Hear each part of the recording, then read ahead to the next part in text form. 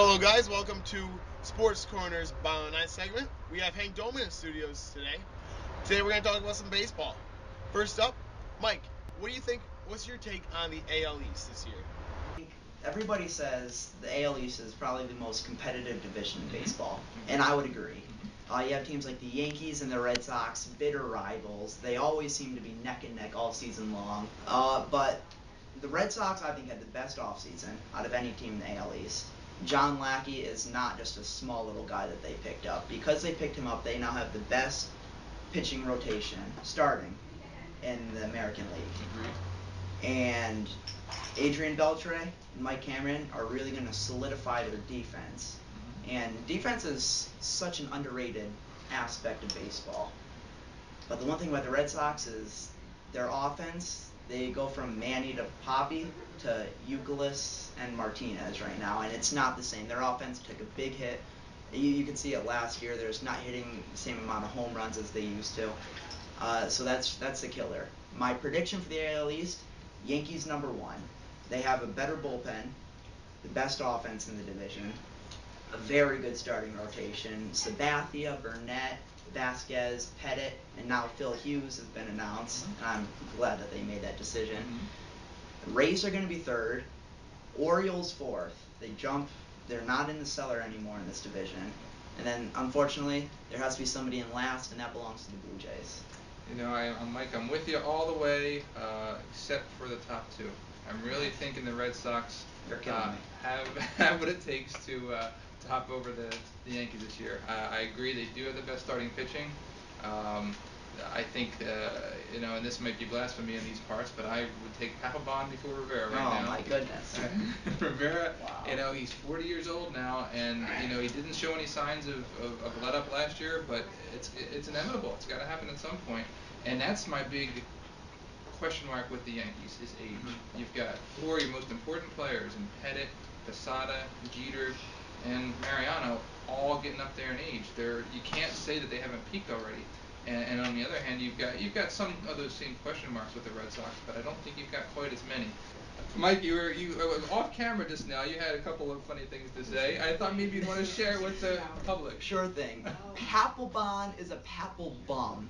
Okay, we saw what he did in the playoffs. He's just not that great. I mean, I would take Jabba before I would take Papelbon. It's funny. Right before we came in, I did a little research, and I was looking at Papelbon's numbers versus Mariano. And if you look at them, Papelbon's ERA last year below 2. The WHIP was 1.11. His numbers are off the chart. He's got to be at least 12 years younger than Mariano. I certainly can see your point, but I do not think. One question: how many saves did he have? I believe 35, but that's also a function of the team. They blew a lot of late leads and he did not have nearly as many chances as Mariano. Mike, I gotta agree with you. I do not like Papelbon at all. I don't see how Hank could really think that Papelbon's better than Mariano. I mean, Mariano's Mariano. Papelbon wasn't even wanted in Boston last year. How could you really want to choose him over Mo? I mean, Mo's a Hall of Famer. Papelbon, who knows? Now, after hearing the AL East from Mike, Hank, what about the NL East? I know you're a Philly fan. What's your take? All right, I am a die-hard Phillies fan. Grew up in the Philadelphia area. Have loved them. And it's been a great run for them. I absolutely have loved the past couple of seasons. I have to say, though, I'm a little worried about the Braves. If I'm going to pick the division right now, I'm putting Braves 1. Wow. I'm putting Phillies 2. I'm putting Nationals 3. I'm putting the Mets in 5th, unfortunately. Wow. I think they're going all the way down. And I'm married to a Mets fan. I'll be rooting for them the whole way. And then I think the Marlins are 4th. That's a little bit out of order, but that's kind of how I see it. I think the Braves, they've bolstered their pitching staff. I think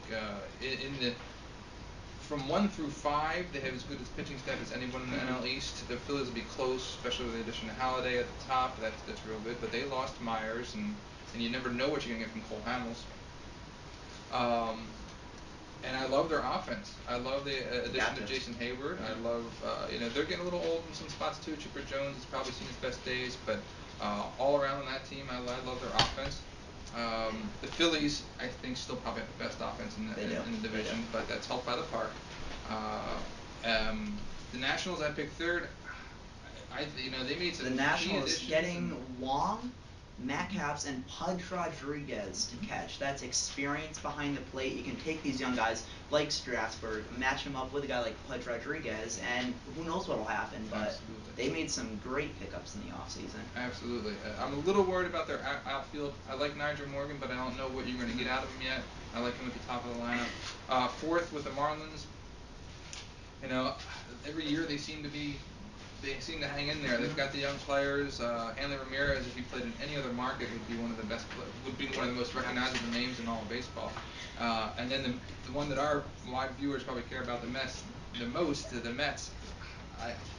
I just don't see it. I think their offense is okay. If they stay healthy, they'll be up there. But their pitching staff, after Santana, there's a huge drop off. You've got a bunch of 4 and 5s on the team. You can see the injuries starting already. Reyes is starting the year on the DL. I mean, Beltran is starting the year on the DL. I mean, I'm not a Mets fan at all, but I feel pain for these fans. I mean, their guys can't stay healthy.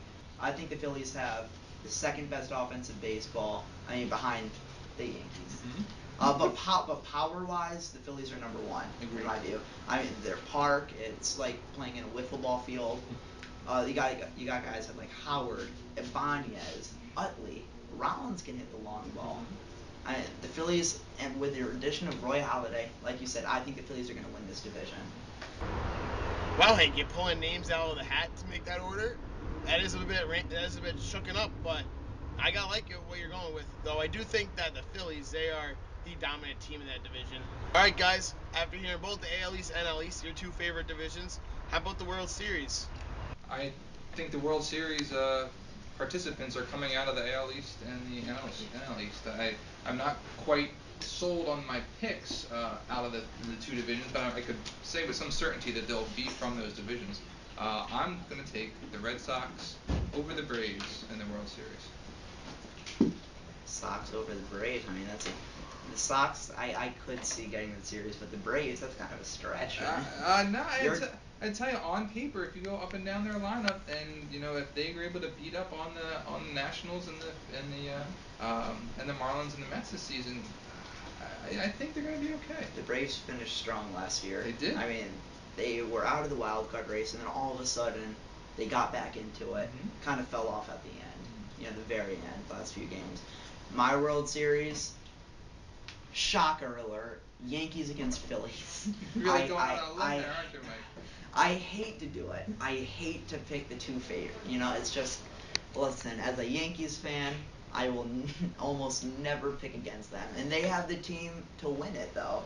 The Phillies just have such a great offense, such a great power offense, great pitching. I'm not 100% on how Jamie Moyer at age 47 is going to do as a fifth pitcher for them.